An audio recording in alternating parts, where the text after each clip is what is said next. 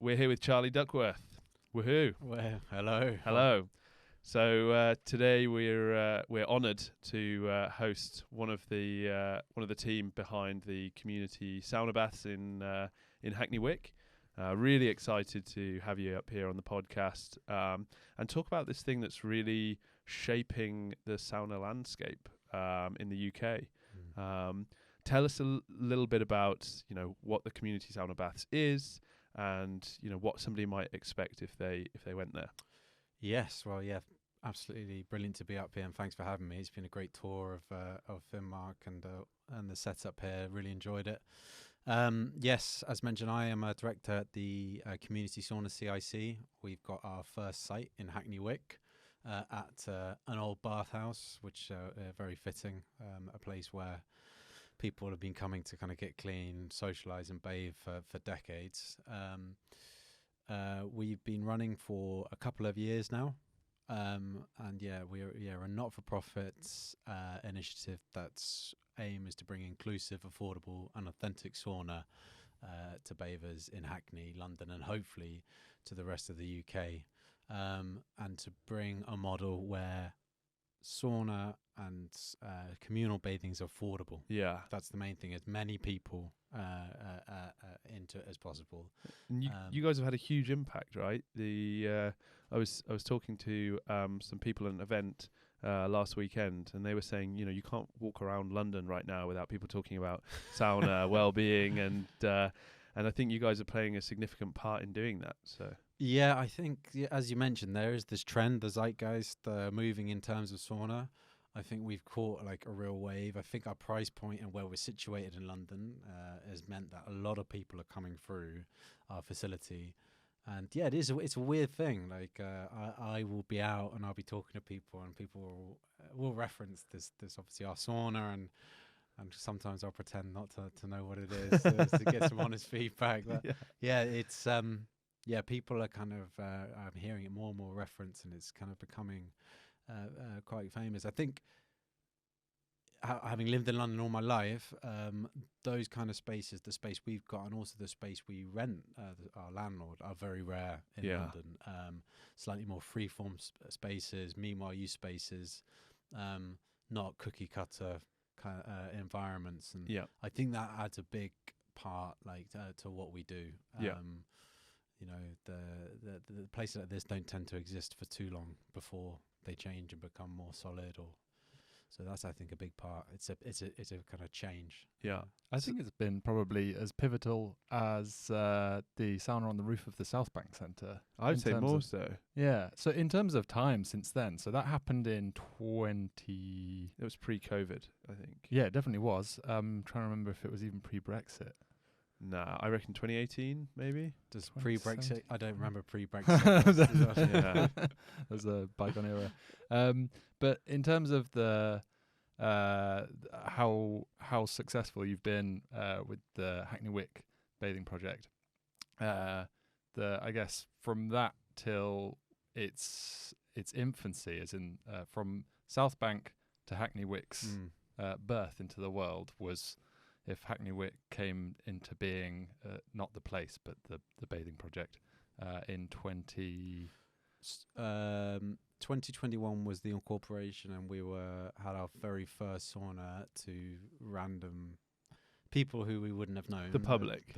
Semi-public, because in December 2021, and then public would have been January 2021, when it really was like, who is going to turn up? Yeah. It could be anyone. Yeah.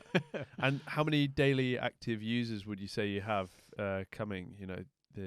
I always have to do a quick mental arithmetic here. Yeah. So maybe like 300 a day. Nice. Potentially, something like that. And growing every day. Yeah, so that might be our maximum. We've scaled back recently to the numbers. We are to only make it like a little size. More comfortable. There's a real fine balance for us between like generating that social atmosphere and then there being not too crammed into the sauna. Yeah. But yeah, I think that the rooftop may have been 2018. I think I tried to book tickets for that. Yeah. Before I left the country at that time.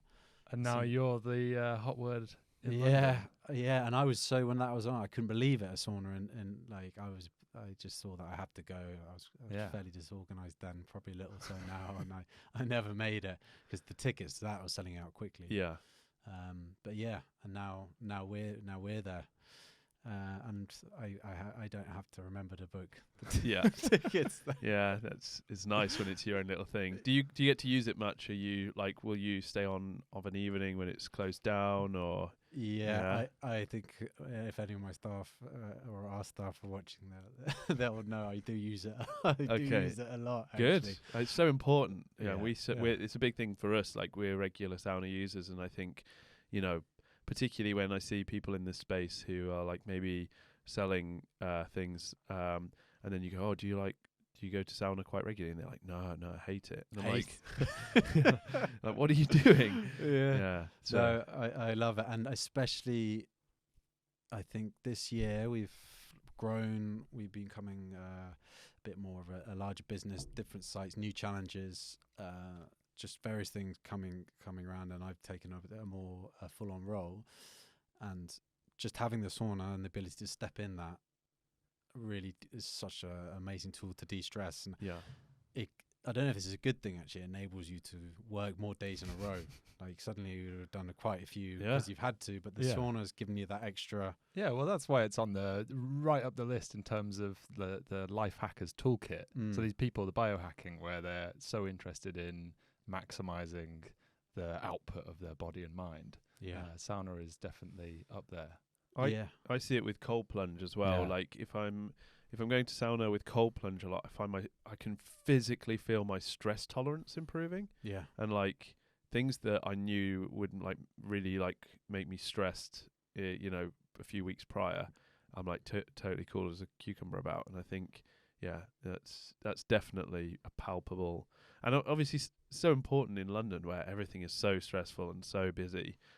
Even if you're living and working sort of East London gig economy scene, like still super pressure, super stress environment. And I think having those kind of outlets, there's a community aspect of what you guys do. There's a wellness aspect. Yeah. Tell us also a little bit about some of the sort of more community-driven programs that you have there, because it's not just a typical sauna baths like or bathhouse like we would know from a spa or something. Yes. So from the start, like we tried to differentiate ourselves from maybe a more traditional spa or gym. That we've really tried to be something different in the UK sauna culture. Traditionally, you will see saunas in kind of maybe higher end spas or kind of tacked onto your gym. I mean, there are some other examples which in our space which are great examples as well. But we've really tried to be something a little different. That's especially with being a not-for-profit, a community interest company. There's a real opportunity to use sauna in a positive way for kind of for various groups in the community, for kind of other social prescriptions. So what sort of communities have you got doing that now, and what does that look like? So we're in a kind of testing phase at the moment. So we have parent and baby sauna, Nice. which is an opportunity for young mothers to come, and we've made.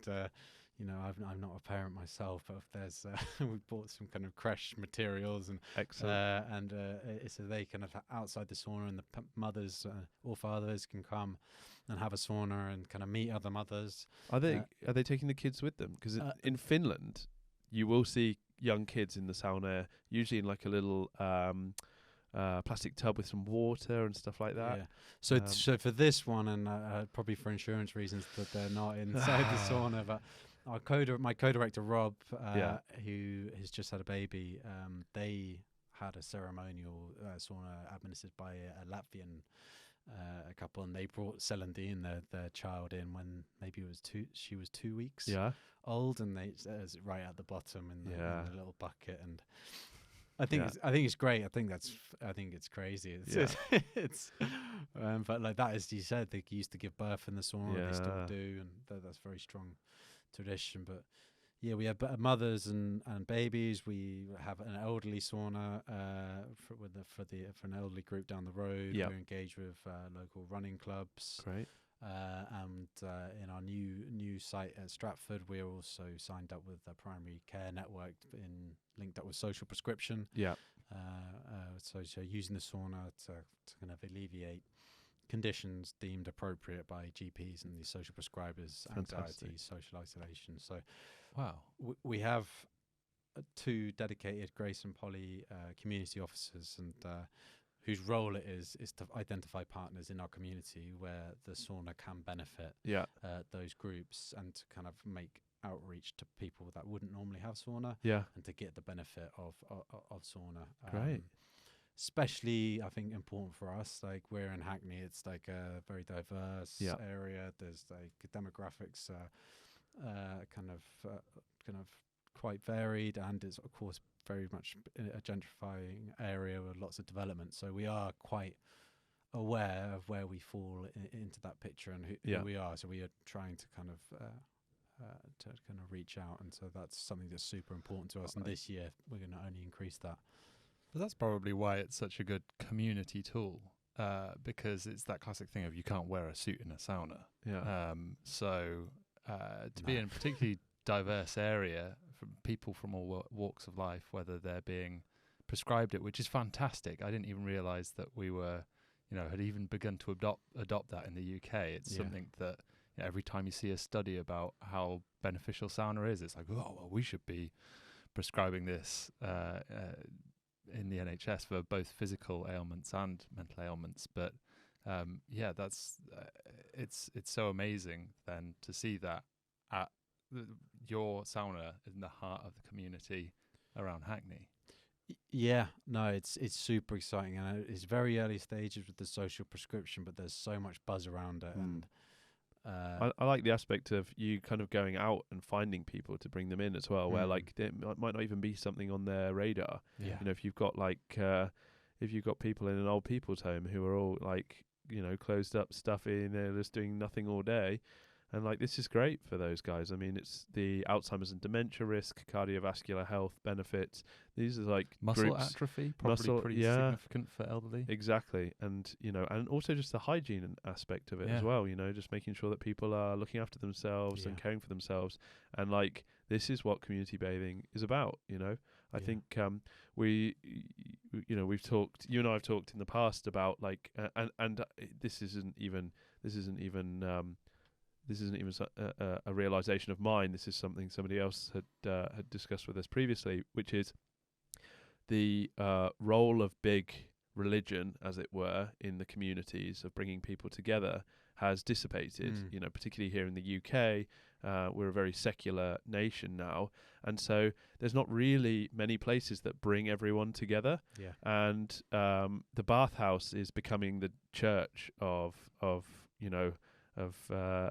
I was going to say latter day, but that's a different thing entirely, of yonder year. And, where maybe our grandparents would go to the church and, there would be that community aspect of it, the sort of Village Green Preservation Society, the Jam and Jerusalem of, bringing everybody in the community together.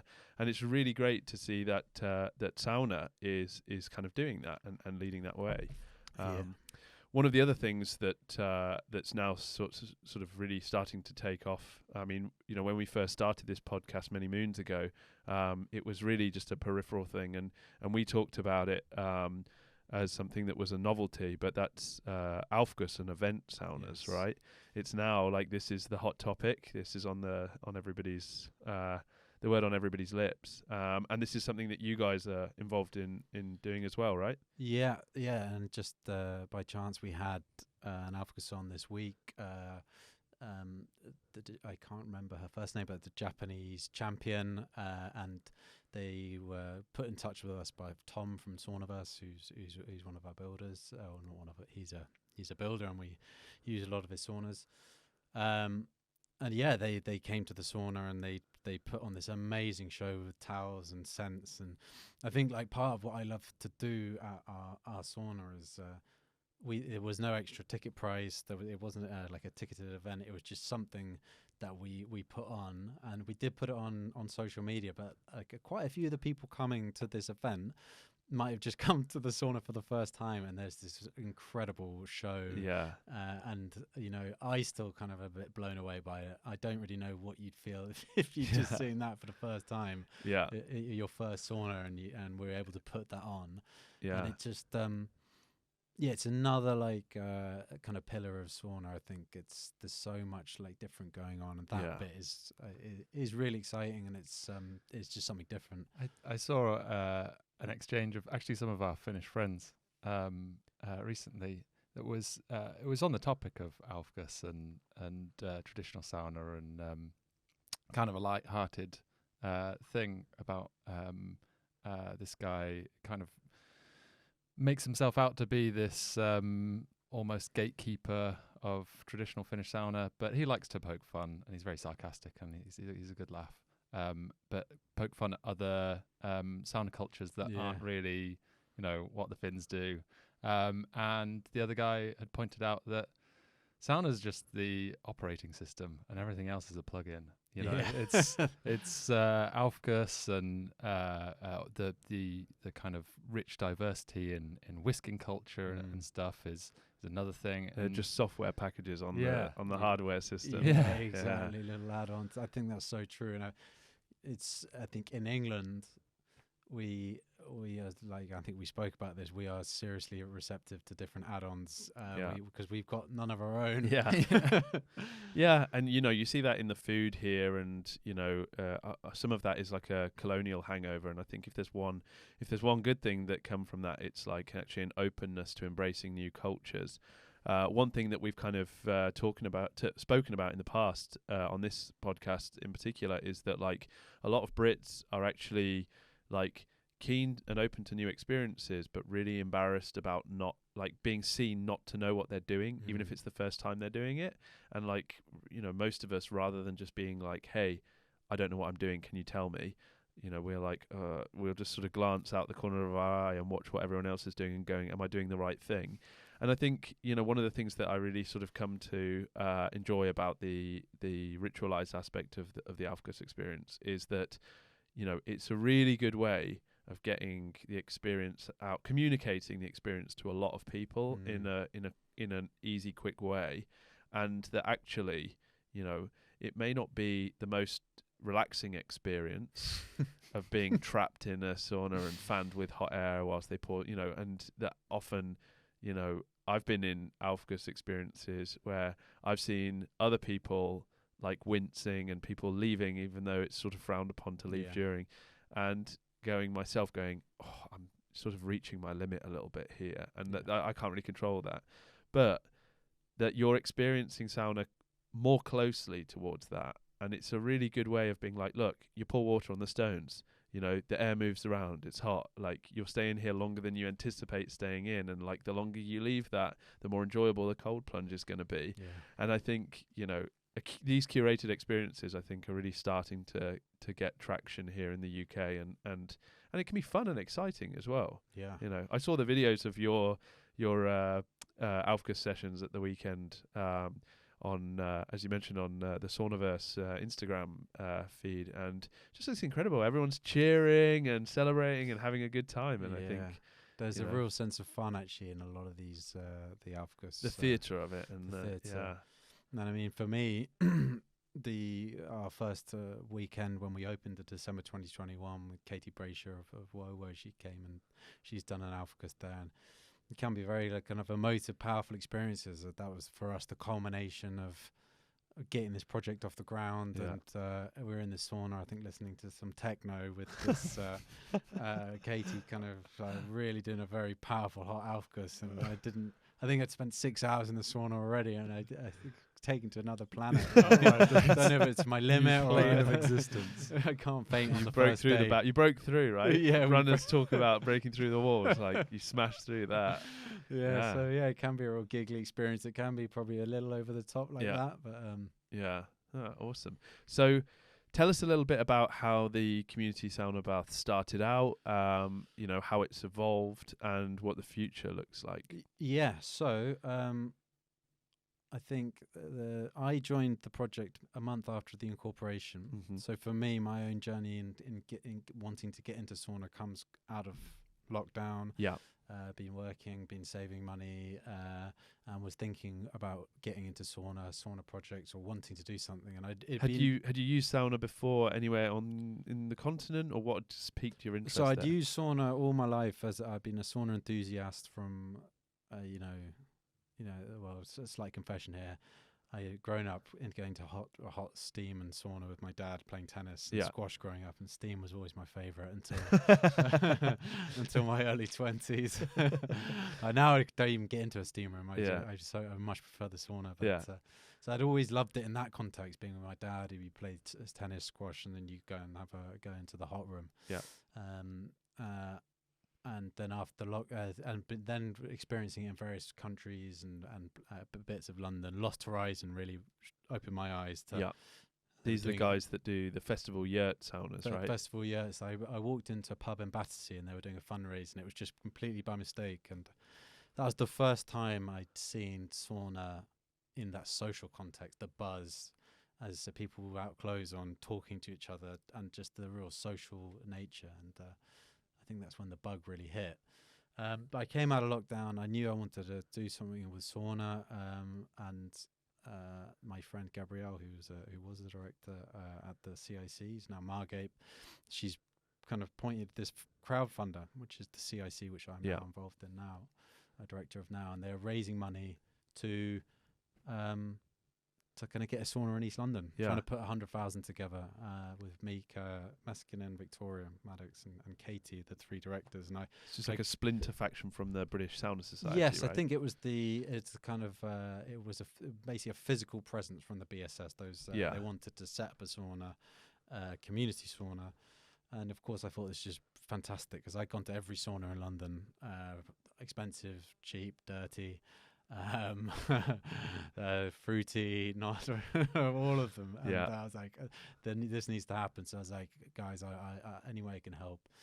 I've got a background in the boring stuff, the spreadsheets, the money, the consulting side. So any way I can help. And I got really involved, as did Gabrielle. And cut a long story short, we came on as directors. We spent a bunch of time fundraising. We didn't get the money, trying to find sites, going to festivals, doing events, and just having it was a good time. A fair bit of work, a fair bit of banging your head against the wall.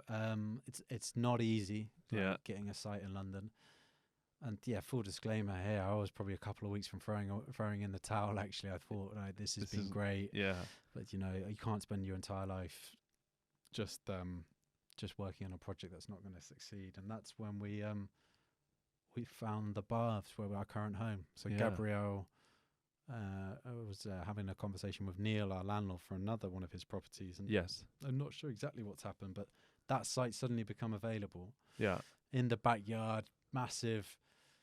I mean, it was like a toxic waste dump. Like, there was this big pile of chairs that was in my head now. It seems like it was 15 meters tall, rotting chairs, and it was just rubbish everywhere. That whole space had been not used in COVID. Yeah. So be used as a bit of a dumping ground. And but we said you can use this, and within 2 weeks we had the Victoria sauna in there. I bought a sauna from Lewis, from Cedar Sauna.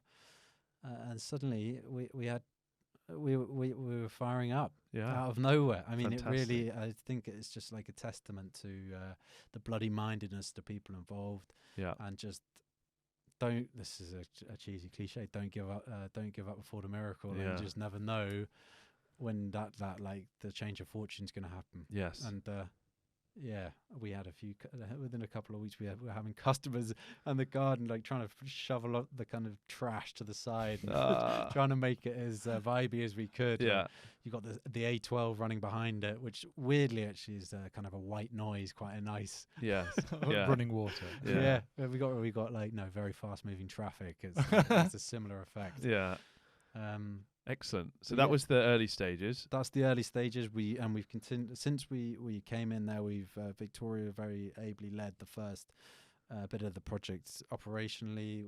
All of us, we had Og came on very early doors. Oggy to help as a director to help us grow the project and kind of make the site safe, and he's bringing some of his kind of doctor experience with the health and safety.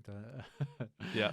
And Rob, who runs a festival, brings some of that knowledge, and Gabrielle quickly spinning up an amazing website and helping us with our marketing. Excellent. I don't know what I was doing, but I was just there, probably just making meetings a little less, making meetings a bit more spicy. Yeah. Plenty of debate. Yeah. But yeah, it just grew, took off. Like we knew when we got the saunas in, at least I knew, we succeeded here because we've got a sauna. Yes. Like, and it's on and Yeah. it's hot. Yeah. So success. And people are coming. you Yeah, know. and then people coming, and for that first 5 months, 4 months, I'd say the people coming really were sauna enthusiasts. Yeah. Kind of people who've been people like us. Yeah. Who've been searching it out. Yeah. And then there's been a shift, and it's friends of friends, and it's more saunas coming on with Tom from Saunaverse. And we're really finding now in the last 5-6 months, it's a wider audience now. Yeah. It's not just The snowball is rolling, and it's picked up enough traction and size now that like it's that thing is like if one person tells 3 other people, like at the start you've got those little like groups, and then suddenly you've got like 12 people telling 36 people, 36 people telling and suddenly it's hundreds and hundreds of people all learning about this thing. So and all like really thankfully speaking highly, like our staff that we get on, that's our main thing that we try and do, like having such a nice fluid relationship between staff and customers, and that's they're kind of part of the experience. So yeah, great. And what's next? I mean, we probably reached capacity at that site in terms of sauna seats, about 40. We probably need more kind of investment in the actual additional infrastructure in terms of cold water with the heat coming. But very excitingly, we've got Stratford built, ready to go, just waiting on the final planning. I've been saying that for a little while yet, so that'll be our second site just down the road. Yep.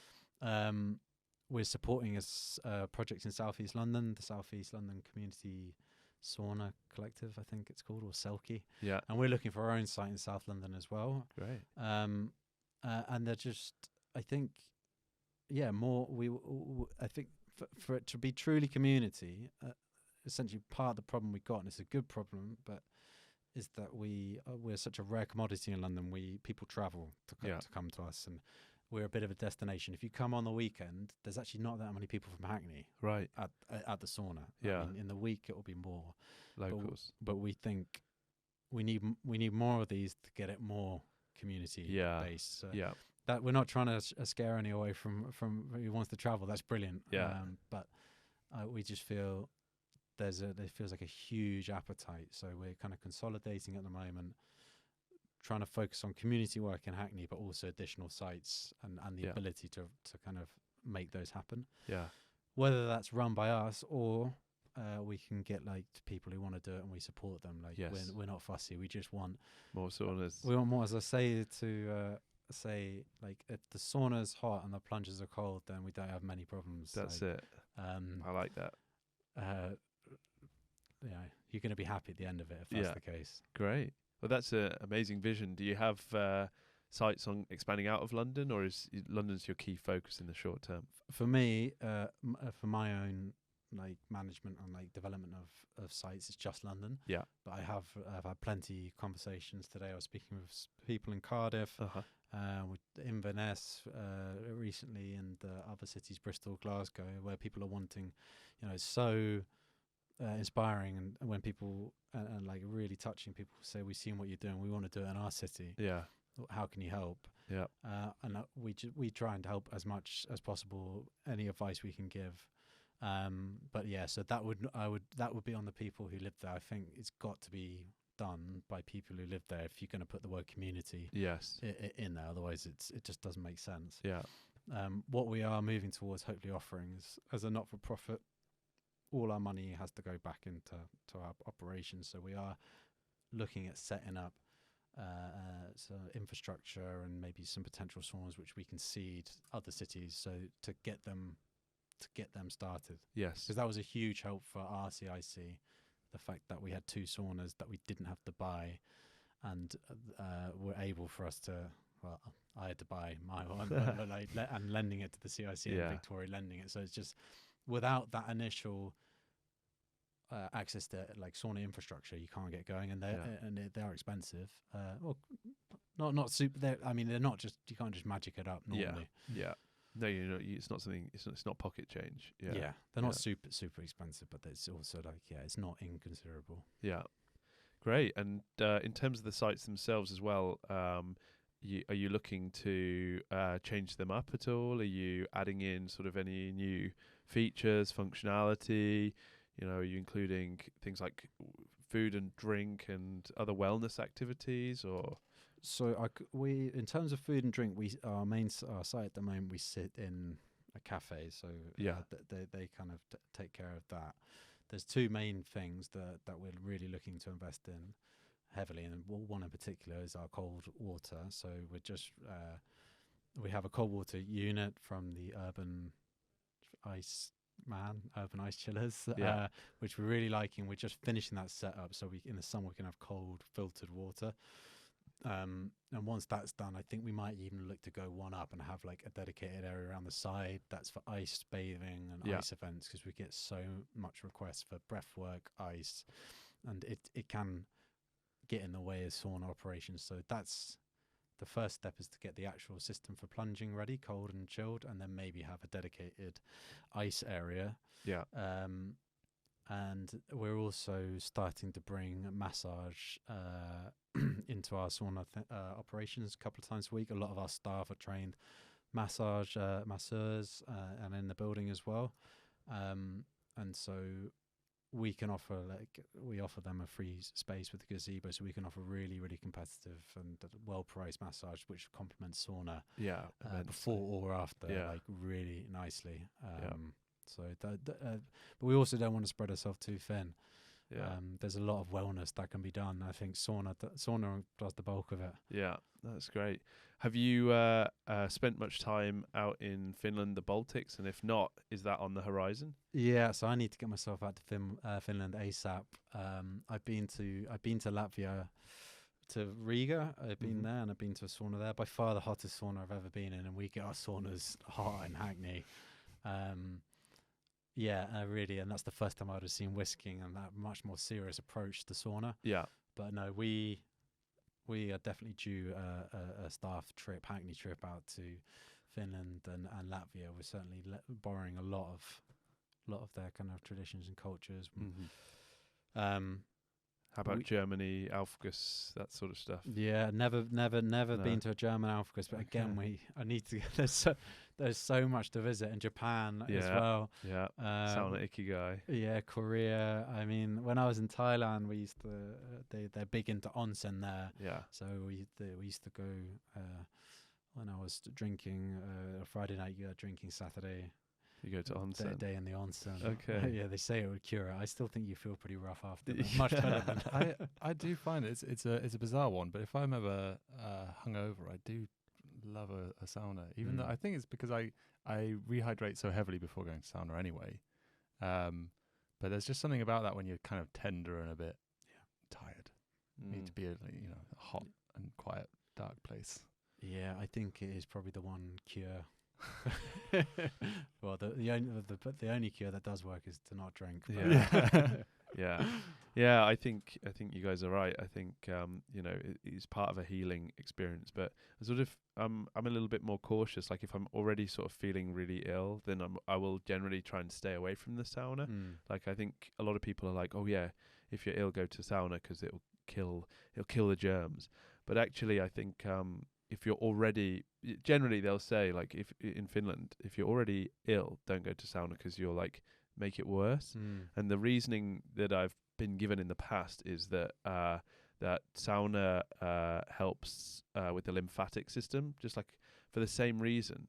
I used to go for a sports massage for a while, and they used to be like, don't come here if you're under the weather, because having a massage when you're under the weather will make you more ill. Right. And the same reasoning, they were like, because we're massaging your lymphatic system, and so like your lymph nodes are busy like fighting the illness, and by massaging them, like you're transporting illness to other lymph nodes. That makes And a lot of so sense. That's what they said. You know, it sounds great, doesn't it? I'm always really skeptical until I see like hard science on these things. But yeah, it's certainly the case for me. And I've done it a few times where I've been to sauna and cold plunge, and then like it's turned a bit of a sniffle into a full blown like I'm so ill. Yeah. So I think it's really an important part of everyday wellness and preventative medicine, as it were, like making it so you don't get ill. But I think once you are ill, you know, for the most part, you just want to heal, right? Yeah, You wanna, and it's quite stressful on the body. Yeah. I think like Mm. that kind of. I'm not going to speak for the science, but that stress actually makes you feel better when you're well. Exactly. Exercise or yeah, fasting, cold, hot. yeah. breath work kind They of- now think it has the same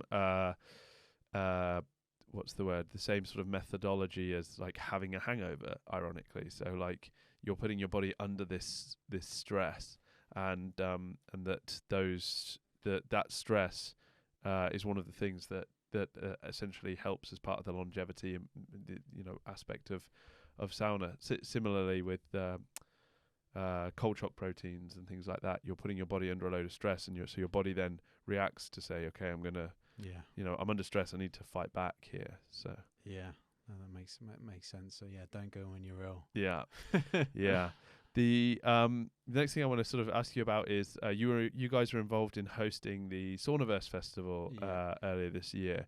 Have you got any other festivals planned? What's that landscape looking like? Because that's going to be awesome. Yeah, so it was great to host the Saunaverse. Completely bonkers event. Like loved it. Yeah. Lot of work in the run up to it. Tom just pulling all these 24-hour shifts, it seems, to get it ready, and like really helped our site kind of take it to the next level infrastructure wise. We got a Saunaverse event. Hopefully I'm not jumping the gun here, but March next year. That's when they're next. We'll get him on this podcast and he can give it a full pitch. Yeah, so I think they booked him for March 2023. Yep. We don't have any specific festivals our side, but there is stuff in the pipeline what we want to do with local artists and musicians. I don't think it would be the same level as Saunaverse, 2 days, lots of programming, but we're really looking to get more music into the sauna. Okay, Every cool. Friday, Thursday, we have musicians playing in and around the sauna. So potentially, come autumn, we may bring that together and have an event. I know we've got a theatre. There's a theatre event in October. Wow. So maybe instead of a full kind of festival thing, it's just bringing much more art and music and that kind of thing into the sauna. What? Bringing music into the sauna, like live music. Yeah, so the music actually will sit in the not in I was in gonna the say, relaxation Can you just area. imagine Just like in the middle halfway bit through a with song, the- it's already half a semitone sharp because it's just everything's getting hot and. I think that would be Or pretty everyone's too brutal sharp, it would on be the fun. musician. We had O's, Could you imagine? who was playing in the winter. Like, I think it was bad enough in playing 3 hours in like 2 degree. I think it would be worse, Brutal. 90 degrees. Yeah. So people relaxing, listening to music. Are we talking relaxing music, or are we talking techno saunas? We should have a techno sauna. But no, it's acoustic or kind of jazz kind of music. We did have a DJ set, but ambient, and it was guy played for 3 hours. It's really, really so nice actually hearing the music from outside the sauna, and just the mood it brings with no alcohol and just like a real nice social buzz Thursday, Friday. I think it's like nothing else you can do in London. Yeah. And again, like it's just the same price. We're just trying to keep it always that people can come in and surprise people. Yeah. Nice. And what's the vibe like generally there? I mean, there'll be people listening to this going, is it seedy? Is it like party vibes? Are there people drinking there? Like what should you expect if you turn up? So speaking for just regular sessions, there's no alcohol. It's an alcohol-free space. There is a cafe, and some people have a beer after their session. But in our particular area, very strictly no alcohol. We just, we really wanted to have like a social space that was completely not focused on alcohol or drugs. Yeah. And also we really, really encourage like non-seedy, it's like very friendly, and we build it as a very safe and inclusive space. Yeah. And we are strict on any bad behavior like that. Yeah. It's fully clothed, swimming trunks. So it's Yes. So we do think it's a very friendly space, and we do get that like reflected back in our feedback. Yeah. And when the music's on, it's not dancing or anything like that. It's more just Chilled vibes. Chill vibes. Yeah. Sometimes music's nice. Sometimes it's nice to just be very quiet. Yeah. But like that big sauna though, sometimes like there's different saunas. We got the quiet sauna, the big sauna sauna. Like there's no drinking there, but on Thursday, Friday, it does really get social. Good It's atmosphere. loud. Nice. It's quite outrageous at times. If you ever found yourself alone in the sauna once it's all shut down, do you prefer like a quiet, reflective sauna, or do you sometimes like sneak in a little Bluetooth speaker, leave it on the floor, and if I'm by myself, I will always just have it quiet.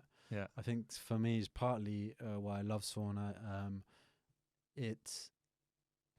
I like to meditate, but like being in a sauna is different from meditation, I find, because you're still in your thinking brain, but the heat's relaxing and you have no distraction of a phone or anything else. It's like it's a different mental state that I can get access to. Yeah. And I find it very good for thinking through any problems or any plans I might have, because I don't go into an anxious worry state of mind, overthinking for some reason. Maybe that's the heat. Yeah. But unlike meditation, where you're trying to ignore any planning, so it's like that third way, which is just I really, really love it to be by myself and just no music, nothing. Nice. There's just there's so many different modalities to it, where you might be talking to someone brand new, or kind of that meditative space, or listening to techno music. Yeah. Do you have business meetings go on in the saunas? Have you either had them yourselves or overheard people there during lunch times, or as part of work? Yeah, so we've had, as a part of our project, we often will finish like with various kind of like team meetings or meetings with the various director groups. We'll go into the sauna to finish it off. Yeah. Especially if there's been a heated meeting. Yeah. That's gonna kind of sauna politics. Chill things down. No pun intended. Yeah. So that is a great way to finish a meeting. I haven't seen any business meetings in our sauna. I should maybe keep more of an eye out, or we should promote it as an alternative to WeWork. Yeah. Or go to a WeWork with a load of flyers and say, hey, why not bring your laptop, and why not do some work here? So might kill the vibe a little bit if people are all sat there on the benches with in Zoom meetings and stuff. Yeah, we had someone. It's the only time I've seen this, try to watch a football match on his phone in a sauna. No, we had to get out. Yeah, no, I don't. It's the Champions League final. It doesn't matter. Yeah, Go watch it in the building. Yeah. So, and is it sort of a phone-free space generally? Phone-free space. Obviously, definitely in the sauna's phone-free space. Yeah. And it's not like super strict phone, but there's no phones. We say it's not super strict because if people want to take a photo of their mate who's going to the plunge pool, or we're not against that. It's good for your socials and good for socials. But I think if there's phones and there's all this kind of stuff, we probably would have a word. But I don't think it's not problematic. I haven't noticed it, and people are always on it. I think people really appreciate a chance, an excuse to get off your phone. Yeah, and switch off. I know I really, really appreciate that. So we haven't had too much of a problem with that. Great. Which is good. Yeah. And I've got a little sauna hat on here. Do you find people embracing things like sauna hats and different aspects of the experience as that kind of growing, or is that still people love it. Yeah. Like it's one that, like, I think working in probably any industry, but like this one, you kind of get used to the questions, or I have my own little lines, or the staff do that make people giggle about the hat. I'm not going to put on the spot. Okay. Well, just like when you're saying about the sauna hat, like it's the same technology as a normal hat. It keeps your head cool in the sauna. Yeah. And most of all, it makes you look fucking cool. Yeah. And people always like that. Yeah. I'm always telling people, like, it may look silly, but it serves a purpose. yeah, exactly. And we have them lying around for people to use, and they are people love it. Yeah. People love it, and they're asking for the hats now. Yeah. Asking for the whisks. Yeah. Obviously, people can just swing a towel around if they want. Yeah. And do you have whisking sessions now? Because obviously whisking can get quite messy, right? Lots of leaves go everywhere.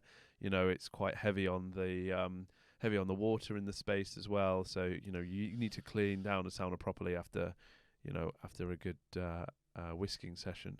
Yeah. So we did a lot more whisking previously. Mm-hmm. We still got whisk, and we still occasionally do it. We people come to our sauna, they might be thinking, there's signs saying no whisking, but only on the smaller saunas, because as you pointed out, it's just like a leaf explosion. Yeah. Our smaller saunas, like getting all that leaf out is not easy. Yeah, and you can get them on the stove, and then you get like an acrid smell. Yeah, that's it. Like in the morning, like after we've had whisking, I'll normally get like some sort of message saying our carbon monoxide meter has been triggered, and that will be because there's leaves on the stove. And the smell.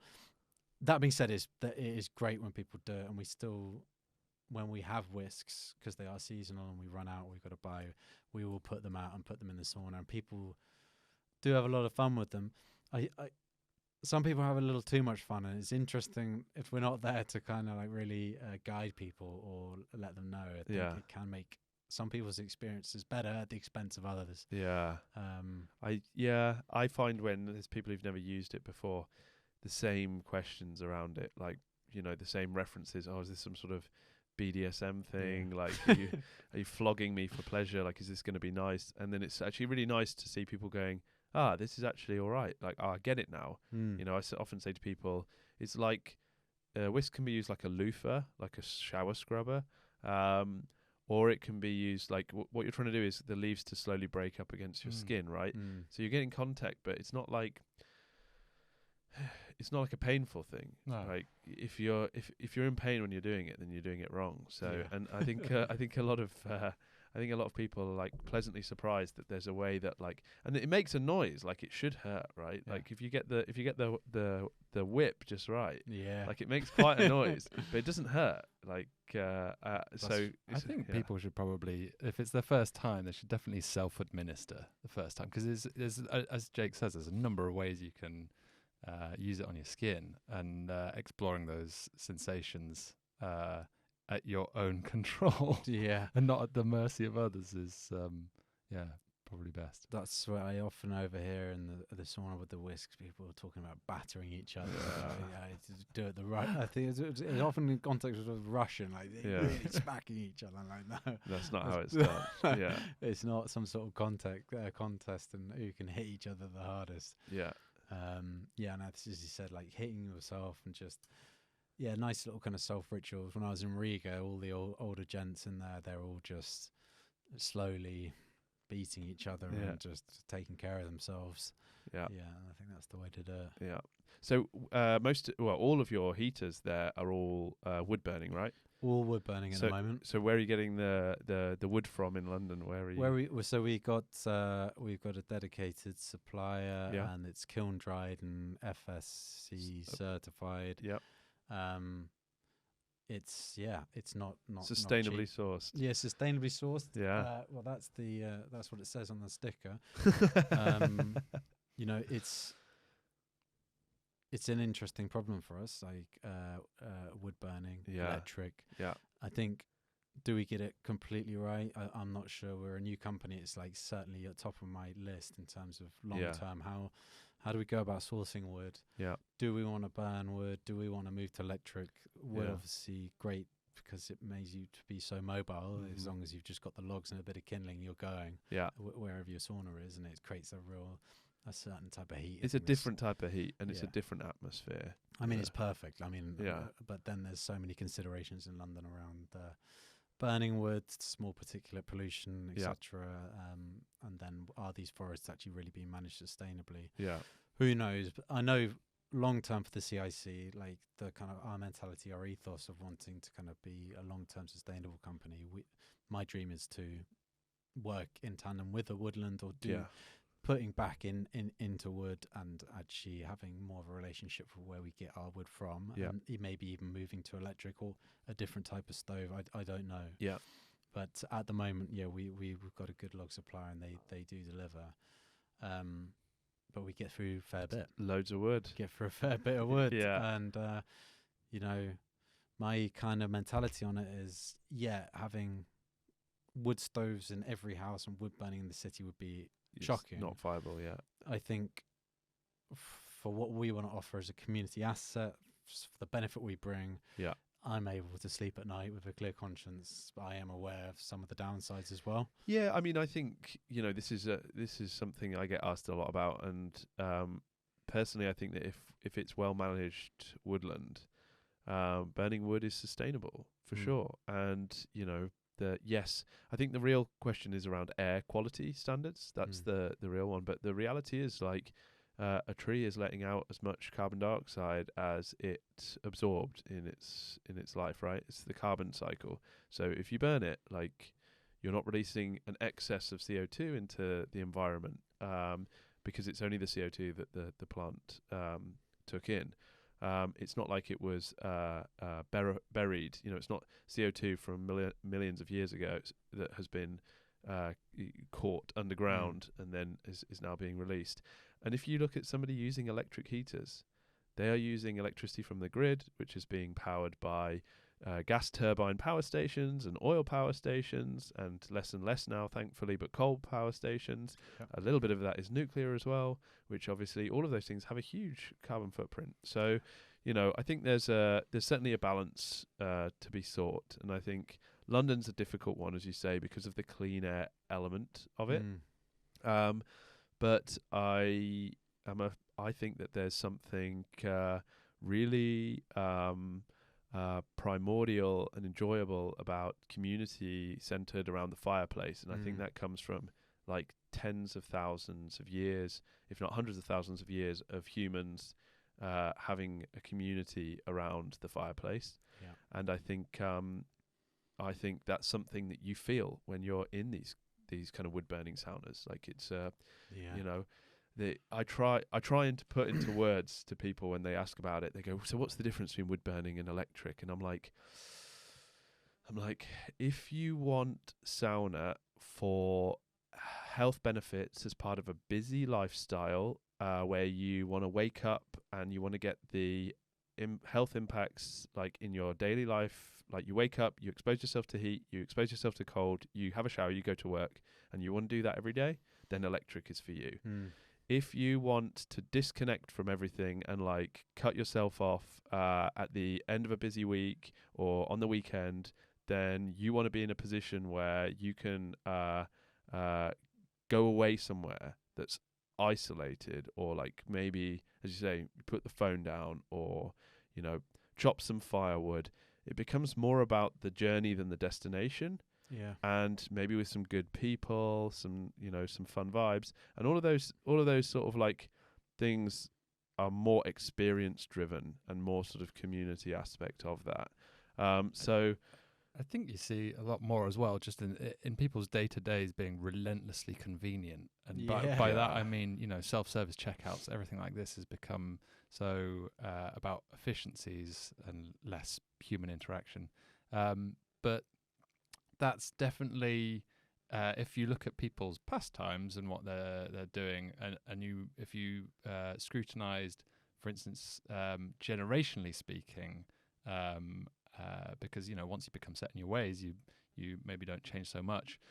Generation Z that's coming through now is so experience driven, because they're the people that grew up after the internet was already you know, established. We all remember the modem sound, the dial-up tone. Yeah, the good old days. The good old days, and you know, and tape decks and things like that. But yeah, I think because everything is so instantly gratifiable, you know, you just click something on your phone and you've got it at your fingertips. There's no, it's just ultimate convenience that you need that. It's funny that it's flipped as well. So when I was growing up, like if you had a lot of patience, you could play on a computer because it took so long to load, right? Yeah. How many And if you discs to didn't have install? patience, you would go out and play outside. Yeah. And now, like, if you want instant gratification, you use computers, and if you've got patience, then you go outside. Yeah. But yeah, it's the same across all kinds of passions and hobbies. Like Yeah. what, you know, I love music, and there's that whole thing with the vinyl resurgence. People are opting for the more ritualistic thing to get the same buzz. Yeah, fire does that. I think Mm. what you're saying about like this health optimization and all that, like obviously people come to our sauna for that, but for me, people sometimes ask me what's the science, and I say I actually don't know because it doesn't matter to me. Yeah. I should do because of my business, but Yeah. I know it is good. But Yeah. I do it because I love it. Yeah. And the best sauna for me is with fire, with people, and it's over quite a few hours, and there might be a Mm. fire pit outside, Yeah. and it's losing yourself in it and being with people and maybe going 4 or 5 hours. Yeah. And The quickest answer to that question I've always found is if it feels good and you're doing it over a long period of time, you're doing it right and you're getting the health benefits. yeah. You know, if you're prescribing it as a 10-minute like hit of medicine and you're forcing it on yourself, Yeah. that's not good. But that's so in the British psyche. to be No, like- it's changing. it is. You know, and people are embracing it. I think, but it's I think this is one of the positives that's coming from this this resurgence here, and I think it's something that I've seen in German sauna baths where like you could lose yourself there all day, and like they've got food, they've got drinks, they've got Aufguss experiences if you want, but they've also got saunas that and deliberately not got Aufguss ceremonies in. They've got cold plunges, they've got pools, and they're designed around being a little bit secluded and away from the busy world. And like the last one I was in, I had intended to go in for a couple of hours and I left like 5 hours later. Yeah. So, you know, so I think, that's like learning to just have it as an experience in itself, and learning to kind of switch off in this busy world is definitely the way to do it. Yeah. And so good that you guys are really sort of pioneering this Yeah. wave. You know, I think the work that you guys have done, you know, huge credit where credit's due. I think, you know, the odds were stacked against you guys. It looked like such a tough challenge, and you've done it, and not just done it. You've done it, and it's caused like a second wave, and like people are now sitting up and listening. You know, the initial pioneers of like the sauna trailers on beaches and the community sauna baths that you guys have done have paved the way for you know, and we know what's coming because we're involved in the bit before everyone sees it, which is the building bit. The really exciting stuff is like there was this first wave, and that was great, and now there's this even bigger wave coming, and it's really exciting, and you guys have played such a significant part in building that ecosystem. Yeah, well, yeah, thanks. And I think we obviously want to keep progressing, but for me, just to hear that's kind of almost our work done. If other projects, I mean, keep going, right? Don't stop now. Yeah, I won't stop. I won't be stopping. But I mean, I've just decided to kind of go full time into this. And, but more, it's going to be really, really interesting to see what other people can do as well. I think like there can't really have enough sauna.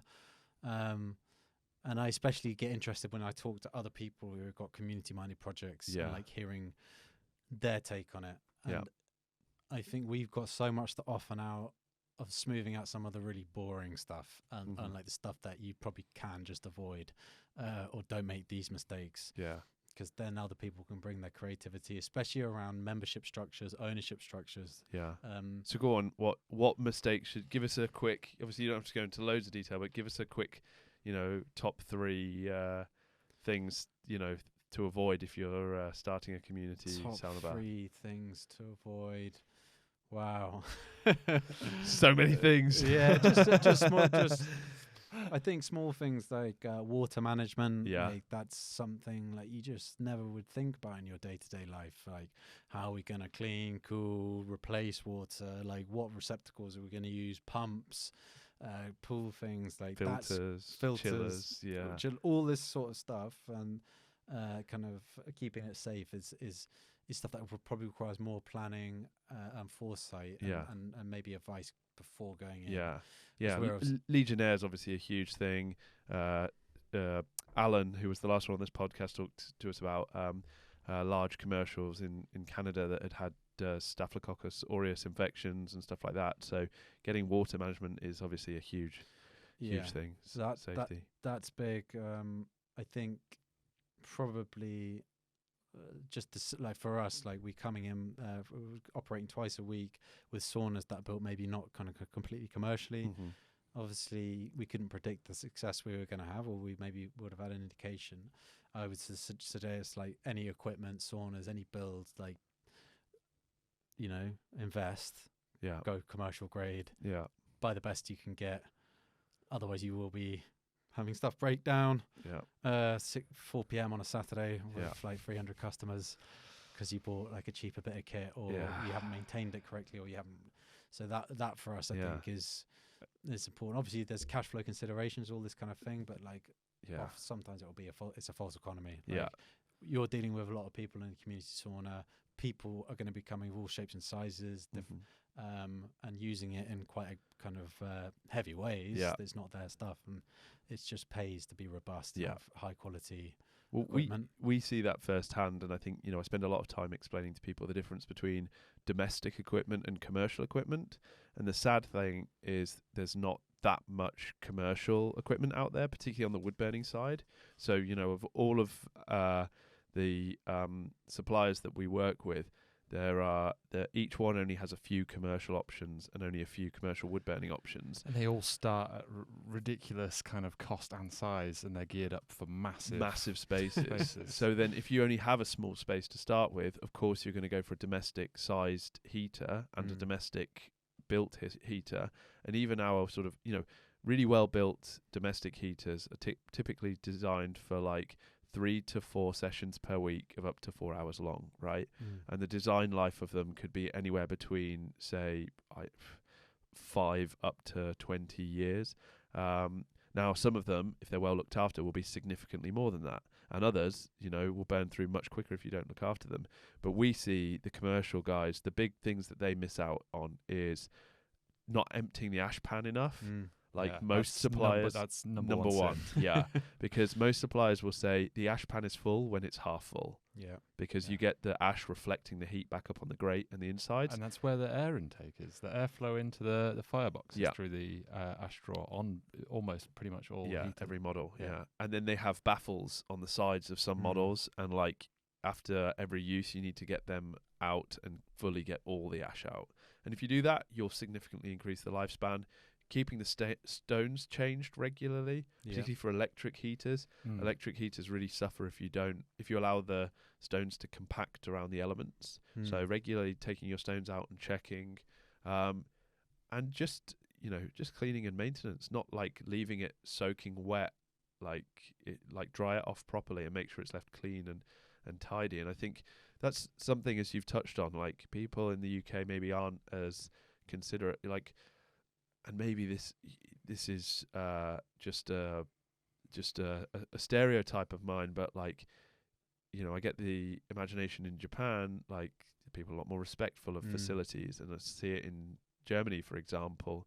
I had this conversation in a large commercial sauna with one of our team, where I was like, they were like, why don't we have more of these like event saunas and commercial spas in the UK? This is incredible. And I was like, yeah, but people are really heavy-handed in the UK. Like they start to trash things, and he's like, like if you see a splinter on a piece of timber, like in Germany they would call the attendant, and in the UK they like grab it and rip it out. And then they're like makes an even bigger hole, and then the next guy comes and pulls the board off, and then before you know it, you're like, how did this happen? It's just I think it's hopefully something that we can instill early on in this new movement around respect and cleaning and hygiene in the space. Yeah, it's just that's I think is a major thing that it doesn't feel in our culture. Yeah. I think I remember my teacher at school. He used to carry a screwdriver around to repair stuff, and he saw a bolt on a train and started repairing it. And the culture in this country, the police were waiting for him when he got off for vandalising Really? the train because and he's like, no, I was fixing it. That's it, isn't it? I think, you know, people see a hole in the seat and they'll pick at it, you know, rather than like report it. Yeah. But I like to think that people who come with us, I think because of we have a very festival kind of meanwhile kind of vibe on the site, and I like to think people can be a little more respectful because they can see who's running it and who's owning it. Yeah. I think it's when you get the bigger sauna things, when it looks like there's money involved. Yeah. Then there's a lot of the respect sometimes goes. Yeah, that's a shame. So let's get some shameless plugs in before we kind of wrap this up. Then, so where will people find you guys? Where should they look? What are your socials, and what have you got coming up in the near future that they should be aware of? So socials with Community Sauna. I think I don't do our socials. Okay. Community Sauna Baths on Insta. I think we're fairly easy to find. We've got a great social media team. Great. I'm a bit of a Luddite when it comes to that stuff, even though I do manage the website, community-sauna.co.uk. There'll be a link in the bottom here as well. Link in the bottom. Really, it would be amazing people to come visit us at Stratford site. Come and see us there when we're opening up mid-July.